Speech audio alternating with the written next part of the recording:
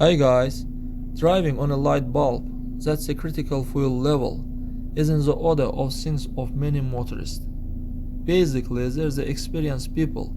They are aware that a car can drive another 50-60 kilometers. This is the average fuel reserve for a car. In modern car, exact fuel balance is usually displayed in the reading of the onboard computer. If your car does not have such an option, you can simply define it.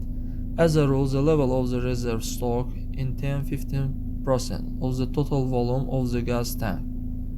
Knowing the exact amount of the reserve fuel tank, as well as your average fuel consumption over the last 30-50 kilometers, you can find out exactly how much you can drive the car after the fuel sensor has reported a critical fuel level. The volume of the gas tank is 60 liters. The reserve fuel volume is 10%. From fuel tank 6 liters.